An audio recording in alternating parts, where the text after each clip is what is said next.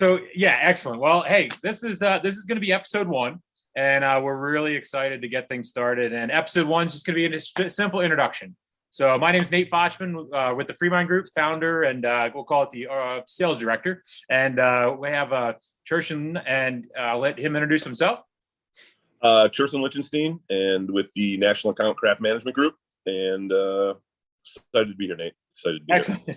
I want to, this past summer, it was great to kind of reconnect with you and really start kind of building a collaborative program where we can offer the types of services for sales and marketing to help small and medium-sized businesses, specifically in the alcohol, but also beyond, to help them navigate through the wholesale expansion. And kind of initially just want to talk a little bit about you and I, how we met and what kind of experiences we've had, and kind of how that brings a unique experience that we're able to give to our customers and clients.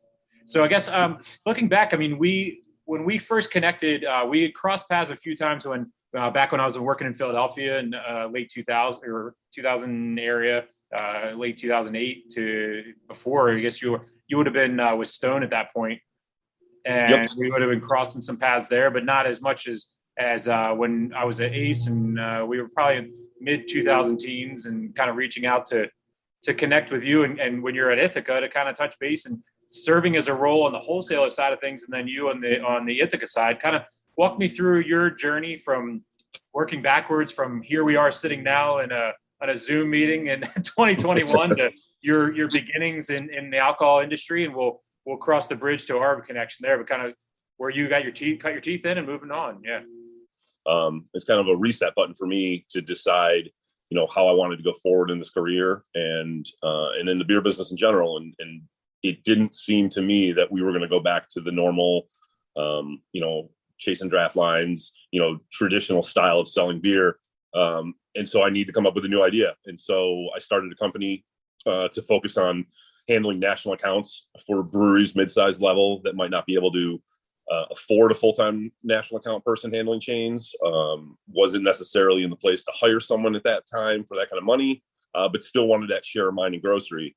And so I started this company. It allowed me to, work virtually. It allowed me to be home more for the kids and really kind of get a nice work balance with my, my personal life. And so, we crossed paths because, what you and I were doing was similar, but kind of filled a need for each other's companies, handling independents and me handling the chains. And then I think, it's kind of morphed even from there, seeing, our experience in this field and what we're capable of and all the other little things that we did for the companies that we worked for.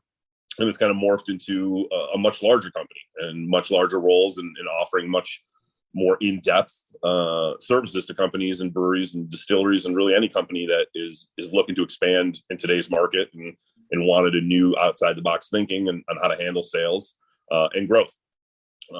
Before this, I was with Stone for 3.5 years, maybe a little more, in managing territories and some reps underneath me, in the Northeast, and then branching out into Ontario, Canada. So making me an international beer salesman, which is, similar to James Bond in my mind. And then, before that, I was, let me take a step back. In between now and Stone, I worked for a regional brewery that was just kind of cutting their teeth and looking to expand into multiple states. And so I went on as their sales director, and, we helped them expand into 3 more states, up production to a pretty incredible level, as well as managing their brew pub. And before that, I was with Stone. And then before that, I was where we met, I was with Ithaca, running their sales department, doing similar, expansion, taking them from, I think it was 16 to 17,000 barrels to, almost 24,000 barrels in a 2-year period, with multiple state expansion and growth, signing new distributors and whatnot. And before that, I kind of cut my teeth in the beer business, working for Harpoon for almost 3 years as well, just as kind of a market manager and, getting my feet under me and understanding how distributors work. Because before that, I came from the on-premise world and had managed nightclubs and restaurants and bars for almost 12 years. So it was a little bit of a change, and Harpoon let me kind of understand the business, see how everything worked at a time when craft beer was just absolutely exploding.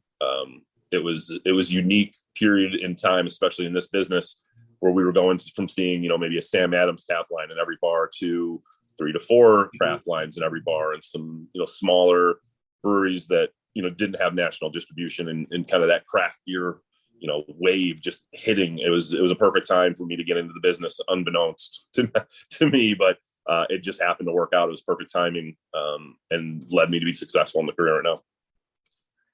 That's great.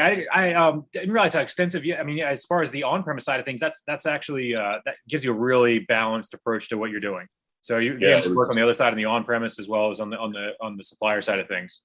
Yeah, I think it was at a time when breweries, especially craft breweries, were looking for an opportunity into some mass distribution and really looking at growth. And I think they sought out people that were maybe either managing craft or managing beer stores, or to try to get that on-premise relevance. They were looking for people that understood what made restaurants tick, how you got draft lines, how we chose what purveyors we worked with, and figured that maybe people coming from that side of it, were comfortable, speaking with people and lots of different people all the time, but also had an understanding of the business from the other side, and can potentially give some insight into, how do we gain distribution, and how do we gain points of placement in on-premise specifically, then hopefully to lead into those off-premise buys. So walk me through a little bit in speaking about in the chain part of things. Kind of talk me through what the differences are in selling and placing in chain as opposed to selling and placing in independent channels. Sure. I mean, a lot of it is one point of contact for chains, but the higher expectation for information. You can be the rep on the on-premise or independent side that forms a relationship with one of the buyers. You're driving around all day. You're able to. They like you as a person, and so they can say, "Hey, we really like you. We're going to give you a shot in this placement in an independent store," or a bar owner might be like, "I'll give you a draft line, based on your personality," and also the beer had to be good. Whereas with dealing with chain, you're looking at more data driven stats, and you're saying, "Hey, look, these are the kind of points of distribution all around your chain. These are how we're selling. This is what the pull through looks like. These are, you're looking further ahead to programming and saying, hey, we have this rotational series that, shares a UPC that we think, would work really well for the whole year." So, chains was more data driven analysis, metrics, and not as much, hey, like, we really like you, you're a cool guy. Chains are making decisions based on potentially hundreds of stores and what's going to work. And just because they like you doesn't necessarily mean that your product is going to sell in their stores. And they may still really like you, and that's a portion of it, but that gets your foot in the door. To get those spots in chain and to get those authorizations, you really have to know what you're talking about. You really have to understand the data that drives consumers. And you have to be willing to work sometimes on price and margins and some other things where, it's a more personal relationship when you're dealing with independents and, mom and pops is, I guess, the term that we could use. Yeah, that's an interesting perspective. Yeah, it's there's so many elements to what we do and as an industry, not specifically even just us. It's every aspect of it. And I think a lot of times people lose sight of how many touch points, let's say, a candy bar on the end cap of a display at the grocery store versus, a pint of beer at the bar that they go to. They don't think much of it because it's a commodity thing and it's recreational and it's a place of enjoyment. They don't think about all the processes that get in there. I mean, I think about in 2003 when I started in breakage.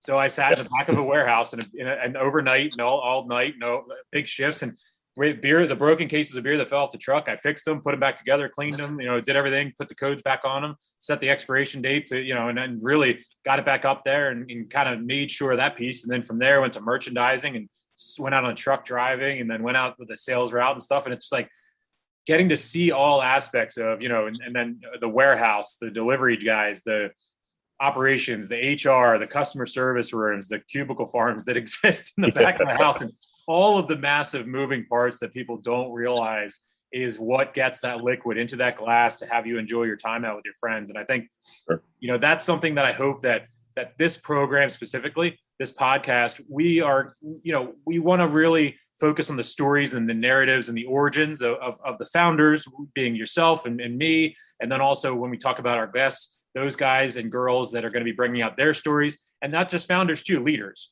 And it's a matter of anyone that has a real story and an origin and a narrative that can show what it's all about. It's about the beer and about the liquid and about, it's not even just, we're not going to do just beer. We're doing snacks. We're going to have some stuff about some e-commerce founders, and really trying to cover every aspect of every vendor that exists in the market to be able to give consumers as well as other industry people a real kind of full scope approach. And I think people that work in the industry have trouble understanding how many moving parts are in the industry. I think it's really until you walk into a trade show floor and you see all the vendors, I think that's really when it starts to hit you as far as how many things. But also, I mean, you ask around, you get there. So sure, and I think even now, even from when we began, it's a completely different world on. And there's a little bit of a cycle that we've seen, but how these products get to market and how distributors choose which brands, which breweries, which distilleries, which snack companies they're gonna support. And it started with the story, and everybody wanted to know craft beer was up and coming, and everybody wanted to know the story of the brewery and why it got there and who is this. And then it shifted to, there was so many of those stories. It was more about what's the hot new thing? How many different releases can you give me? And how limited are they? And I want the stuff that no one else can get. And, now then it's shifted a little bit more into consistency and making sure that, the product, if you buy this can or this bottle, or you ask for that pint behind the bar, that it's going to be, it went through a lab, it was tested, it was consistent. It's going to be the same one you had in the stores, what you had on draft. And then I think, and all these things I think are still prevalent in, what drives a consumer. But I think we've come back a little bit into, since the shutdown, where, people want to have trust in what they're buying again. And what's most important to them is, there's so many different choices that sometimes it can be overwhelming. So they want a brand that they know is good, that they know is something that they enjoy, that still might be different. And so going almost back to that story of the brewery and connecting with, the people that are making the product, it has become more important again. And, less is the limited availability, though it's obviously still going to be there, but it can be limited and not very good, or they rushed it through. And, so the consumer has been, they've educated as much as anyone else going through, is they've educated on their purchasing and what they want. And I think that, feeling that connection to, whoever makes the product that they're buying, trusting it, and the consistency of the product that they're buying, as well as, feeling like they've made a cool choice as well. I think it's a small portion of all of them. It's an interesting ride that we've taken. And, so now we've had to look on how to support, the suppliers getting that to market, and how we do it effectively, hitting all those touch points. And I think, having people on something like this to talk about their story, but also, the struggles and how they got here and how they persevered. And I think that there's an interest out there for people they want to know how this brewery survived. Yep. A lot of us, or a lot of those suppliers did not, and they had to shut their doors. And how did whatever ones that are still around, how did they survive? And is their product consistent, or did they just have a massive production facility and they were able to withstand it? I think a lot of those things are going to go. Consumers are interested in that kind of stuff now. Yes, and just so anybody, we'll kind of cut back in. Anybody that does know, there will be possibly random children or dogs or parakeets or whatever else that might come through on this, just like anybody else's experience. But we'll kind of jump back over to talking about. Most likely there will be some children guest appearances, and but I think that's also part of the world we live in today. Yeah. You know what I mean? Like that, moms, dads that are working from home, and the reality is that we have children that are home, and sometimes not by our choice. And I think, but that's the same. I think a lot of people experience that though. And, how do you navigate Zoom calls around kids being at home and still being effective in what you do? And you can still be productive. I think I think that touches on, a new world that we live in, where you can have both. You can have a place where your kids are around and you're still productive at home. And, I think we're headed for a completely new way of doing business. And I think people that understand that and can get behind it are going to be the most successful. So I think, I think that is kind of relevant to what we're talking about. Absolutely. And it is. And really, and going back to that adversity, I mean, that's also, that's also part of it. I mean, as much as it is like, yes, adversity from a financial standpoint, from things closing, it's adversity of distraction and focus. And I think it's really weaned out a lot of types of really kind of allow people to trim the fat, so to speak. So it's like, Sure. do I really need to be there? Is this meeting really important? Is this just an email? And I think like leading into COVID, I mean, we were all very meeting oriented and meeting heavy. And you know, how many meetings you walk out of and you're like, that could have been an email, that could have been text messages. And honestly, I've not had one unimportant meeting yet since COVID happened. And I think that's really, I think about that too. It's like all those kind of things that drowned on forever. And, but one of those things that kind of go in there, but coming back to adversity, it's you know, going into COVID, it laid out for businesses who had their business structure set, who knew what they were doing, who had the infrastructure, and who had the finances to withstand it. And not at the end of the day, too, a whole separate group is who was resourceful and who had the creativity to. There's some things that I saw during, like personally for me, I partnered with one of my clients, Hollow Spirits, a distillery here in York, Pennsylvania, and I partnered with them, and we went through the whole WHO formulas for the sanitizer. So we produced and sold sanitizer in the beginning of COVID, March, April, May, June. And that kind of kept things afloat for a while, as well as we did curbside pickups and things like that. And they expanded their direct to consumer program. And I think that changed everyone's mindset. And obviously it's for everybody. And it really became, how do I get as much out of this as possible and also survive at the same time without being so inefficient that we don't get anywhere. And I think that's that's a real compliment to anyone that is existing still today as within the business or infrastructure that they were going out of it. And then aside from owners, just simply employees that, you know, might need direction and might be hands-on. And there's a whole nother group of employees that didn't have the opportunity to work from home, you know, and that's really, and then that became that mental piece is, okay, now I'm going to go in a crowd of people during the middle of a pandemic and do my job and do my job effectively and do my job well. And it's so many different, you know, experiences that different people had, you know, during COVID, and not to focus too much on COVID during this conversation, but it's definitely going to come up throughout our conversations with all these guests, because it really has changed everyone's, you know, perception moving forward, as well as everyone's trajectory moving forward. And I think that it's, you know, anyway, it's going to be important.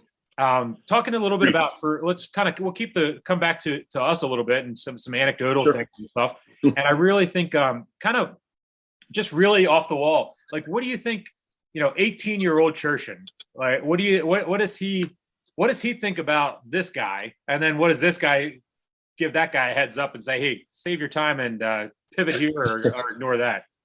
Well, 18-year-old Chirsan was probably on fish tour. And so what I was thinking at the time was not necessarily about this age. But I think, you know, that 18-year-old Chirsan would probably look at me and be shocked that I've been able to transition and find success, you know, in many different ways, right? So I think, you know, looking at me and I'm sure he'd be like, man, Boomer, like, what are you doing, man? Like, how are you not out every night? How many kids do you have? I'm not quite sure that that 18-year-old Chirsan was ready for that. Let me pause real quick. We will take the comment of the kids thing for us, so we can just establish that at the beginning. The odds of having a child run across the screen are pretty high. I have 6 in my house, and you have 4. And I have at least 4 in mine. So at least 4 in mine, and there could be, I mean, at any point in time, there could be up to 8. So, yeah, it's you know, it's interesting because 18-year-old Chirsan thinking about having, you know, 4 children and his own company and, you know, making it all work would probably have sent him into a tailspin. But I think, you know, what's interesting is I think that that person would probably be pleasantly surprised that I've been able to keep, you know, I'm still going to fish shows. So I've been able to keep, you know, some of who I was back then and what drove me and what was exciting about life back then, and didn't lose it all. You know, it's not something that, you know, I'm so wrapped up nowadays that I forgot what it's like to be that kid, and hopefully be able to use some of those things that I was, you know, having fun with back then in today, you know, and keeping that as a part of my personality, that I didn't lose track of how I got to where I'm at. and I think me looking back at that kid, there's, there's so many mistakes along the way, in different situations that I wish I would have done differently, or maybe I wish I would have, focused more on school at this point in my life, or I would have, taken this job instead of this job. But I think everybody is who they are because of what they went through. And even the intense struggles that I went through from 18 to now, I don't know that I'd be the same person, or that I'd be as good at what I do now without having learned those lessons the hard way. And now I really sound like a boomer, but thinking back and saying, man, those mistakes were really tough at the time, but they shaped, my perseverance. So they shaped the ability to hear no and say, that's all right. I will go find the next thing then. Or, I didn't get this sale, and, taking time to step back and go, why didn't I get that sale? And because I went through what I had, that didn't stop me, or that didn't crush my dreams at that point. I was able to hear no and say, it's been worse. Let's move on, man. And so I think that, even though there was a ton of things I wish I might have done differently, or maybe, made my life easier, I think as long as the continued success happens, you need to go through that stuff. You need to go through those struggles, and persevere, and realize that tomorrow's coming anyways. The sun's going to rise again, man. Periods, been doing this for 17 years now, and there's periods where, for both of us, it's these highs and lows, and some of it has everything to do with work, and some of it doesn't, but affects work. And I think that that's really, but the key is, I think, looking back at it and being reflective. And I've kind of, we in our elder years now, let's say, looking back at those like mid 20s to late 20s. I mean, we both got started in all this, whether it was on premise at retail or restaurants, bars, nightclubs. I mean, I was bouncer, working that stuff. Right out of high school, I got in, basically. Right out of high school, I got right in the industry. Yeah. And thinking about looking at that person, that 18 to whatever person versus today is like you said, it's night and day. And it's great that, and for you're taking your next generation, your kids, to those concerts and bringing them into your personal experiences of your life. And I think that's so important, it's because it's a piece where they get to see a piece of you, but then they also get to create their own personalities as well and carry that forward. And I think that, that'll be the frustrating part for us as dads, and is really like teaching them and saying, this is what I did, and you don't have to do this, knowing that our dads did the same thing and our families did the same thing, and we still did it. We still did some of that stuff, and I think we'll get comfortable with it.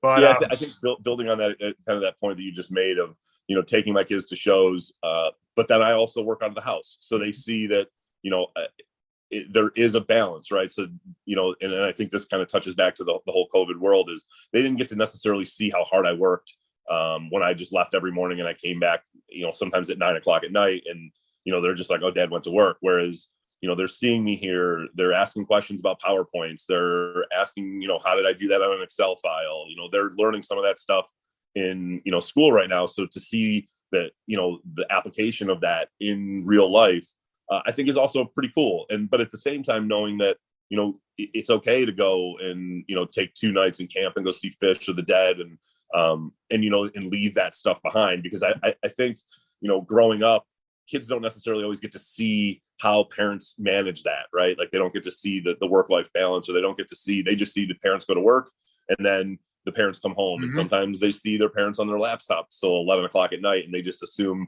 it's all work. And, there's vacations. Whereas the model that we've shifted to, at least in this house, is that it could 1 hour could be jumping on the trampoline and teaching them how to do flips. And then the next, hey guys, we got to jump and do some homework, and I got to get on my laptop. And so I think, it's given me at least the ability to make everything, example. You know what I mean? They get to see everything, and they get to see how I manage, schedules and fun time and personal time, and how sometimes Dad's phone is just off and he can't take a call. Or I think that's important, because that sometimes I think got lost, and it was, and not necessarily realizing that was the case until, this is the situation. And I step back and I go, wow, like, my kids just probably thought I went to this magical building where they make beer. And then, I came home, and sometimes I was angry and sometimes I wasn't. And, now they get to see behind the curtain, that, like, what is the Grand Wizard actually doing? And I think that's important lessons for the kids too. So it's, and I think our kids will probably be topics a lot here. But I think that that's important. And I think that's a good point. And I think it's something to kind of focus on, is that we're not just, here to make money. We're not here to just sell beer. I think that we're real people too. And, and making us human in that way is important. And I think even in sales, when, if you're on a Zoom call and your kid jumps in and, you're like, before you might've been like, oh my God, I'm so embarrassed. Nowadays, the person on the other line's like, don't worry, mine's right here too. Right. And so I think it adds a level of connection to people, that we're kind of all in the same spot. We're all in the same world. We're dealing with things that we didn't have to do before. And that's amazing, and it can still be successful. We I think the other thing, not to kind of one more thing on that 18-year-old self is looking back at that person. And I think we talked about the negative pieces, but I think one of the positives is, for me, and I'm sure you're the same type of person when it comes to this, when I was I think about when I was working in Philadelphia at the wholesaler, it was always tons of things where like I was, young and 18 to whatever and 21. And then when I came in on the sales route, there's times where it was like, oh, can you cover this promotion? Like some guy, it was the dads and the moms that like had things come up, and they had some promotion going on, and they were like, hey, can you go cover that for me? And I became like, I was single. I was, in college at Drexel, and I just was like, every other night I was doing these bar scenes, and it was really like pumping these promotions. And I got to know so many people. And that's at the end, what I'm trying to get at is, getting out so much right off the bat and not being shy and not being afraid, not shy in a bad way, because like I'm sometimes shy. Like I sometimes don't like interacting. And so like, I like to be by myself sometimes too, believe it or not. I'm extremely extroverted, but I have my introverted tendencies sometimes. My point being is that, allowing yourself when you're that age to not have limits to an extent, because you need to have limits later.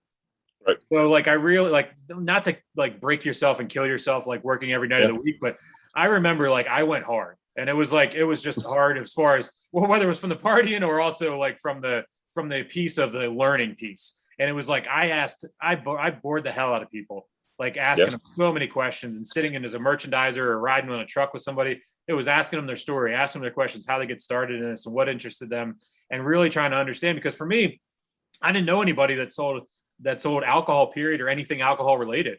And this was to me, it was like, okay, I'm going to join this industry that no one else has ever done before in my family or that I've ever known. And, I had a buddy that got me interested in it and worked at the wholesaler and said, hey, come in as breakage. And it's a summertime. It was supposed to be 90 days. And here I am 17 years later. Right. And, I was in a summer internship fixing cases of Corona. And here I am doing this. But I think you're right. I think those, the going hard in those 18, when you're 18, and whatever experiences, if it was on fish tour and just learning to travel to city without knowing anybody, it surprisingly served me well with the beer industry.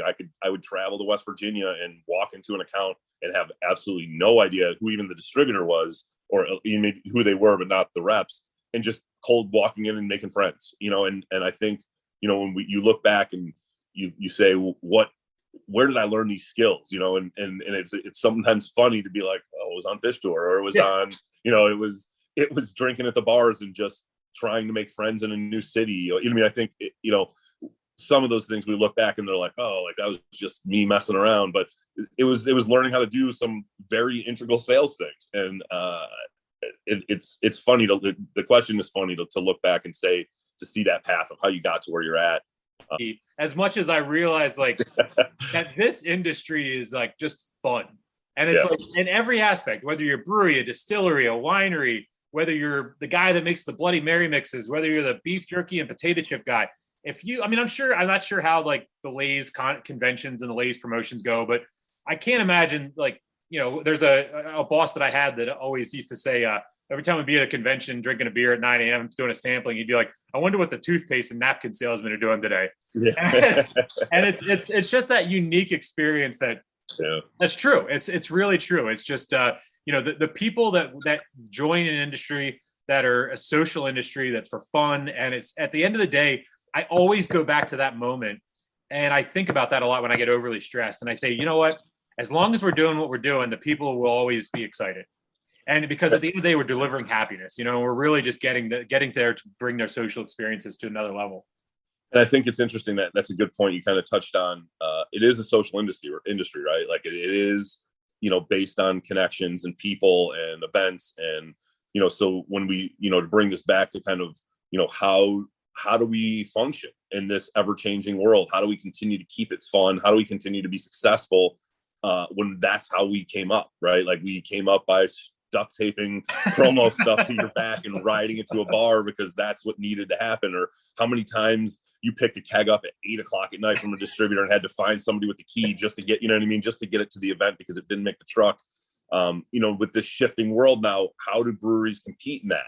How do they compete in a world that, we're not necessarily like that anymore. We're not so focused on, it's more about efficiency and getting, good products and throwing, meaningful events and not just 150 of them. And so I think that, those are the kind of topics that, hearing from a brewery that stayed successful through COVID, like you in hearing those stories about, how did you manage it through? What's different for you nowadays? What's making you successful? What's a challenge you didn't foresee? I think those kind of things are what's going to make, this podcast cool to listen to.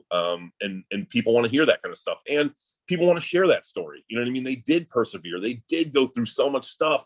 Like they want to share that story of like, this is what we did, man. This is the struggle. And this is how we came out the other side. And so I think it's important to have that kind of stuff because I think that's how we get better. I think hearing how, a distillery in New Mexico was able to, persevere through, the challenges of A, being small and looking for distribution, and B, developing new products and becoming more savvy in how they deliver them, to, a major player in the Northeast that is looking for relevance in a sea of, the big boys throwing big dollars and the little guys delivering themselves. Like how does that mid-level brewery that used to be a name brand shelf, like on the shelf, is now looking to say, well, what do I do now? I don't, the old things don't compete. This is how I made it through. I think that all of those stories are important. And I think, sharing those and hearing those with people in the industry, as well as people out not in the industry that are looking at it from like the outside and didn't have any idea that they had to go through that kind of stuff to be successful. And I think that those are perfect points. And I think that the other thing too, to drive home to everybody that's listening or watching, is there's not going to be any beer reviews on this. This is not going to be where we give our opinions about taste profiles, and it's not going to be us sniffing the bouquets and talking about the IBUs all the time. I mean, this is about the stories. I mean, there might be talk about beers when there's a story behind a beer, and we might want to talk about the branding and all kinds of elaborate stories that lead into a product. But just so everybody knows, this is not the same podcast that you listen to find out what things on Untapped. There's plenty of people out there. There's thousands of those. So we're of the beer, or like what the gravity was. I think that's a good point. This is not what we're here to talk about. We're here to talk about what does it look like going forward, the industry in general, or how did we get to this point, and who was successful, who wasn't successful. I think those are really the key points. And I think talking about specific beers is okay. And we may say we really enjoyed this, but I don't think that we're going to be talking about you need to go buy A, B, C, right, or hey, don't forget to check out this one, or some nicely placed like advertisements like, oh, this Coca-Cola was the Wayne's World whole thing. So one last thing I'll do each time is a piece of advice. And so one of the things is it'll be a common theme going through this towards the tail end of each of the podcasts, is looking at, we know 1,000 people that say, oh, you sell alcohol for a living, that must be so fun. We all know it's just a job. We all know it's full. We on the other side know it's full of Excel files. It's full of presentations. It's full of every single thing that every job has. But with that said, if you were to encourage someone to come over, what is it, like a key trait or something, some skill set that is kind of undeniable? And we can focus specifically on sales and marketing for this question, because otherwise it could be very loaded. But for a sales and marketing professional to come into the alcohol industry, what would you say is a skill set and trait that they would need to be successful? I'll make it to a sports analogy. Short memory. Yep. Forget that interception. Forget that fumble. Focus on the goal. And you hear a lot of no's, and you hear a lot of maybes. and having the patience and the short memory to just focus on your goal and focus on what you want at the end of the day, and filter out the noise. Be true to who you are and filter out the rest, man, and just really focus on what do you want out of it. And it's okay to hear no. You're gonna hear no. And so, that short memory or that patience is probably, at least for this conversation, the best piece of advice I could give. Awesome. So, but hey, Chirsan, thank you so much. I know we do talk every day, so it is nice to also talk in this aspect. Never actually get to talk about our stories and everything. And I'm so excited. I'm really looking forward to getting this started. And we appreciate everybody's time and hope everybody looks forward to the subsequent episode to follow. This was fun. Can't wait to do it again. Absolutely. Thanks, buddy. Appreciate it. All right, bud. Take care.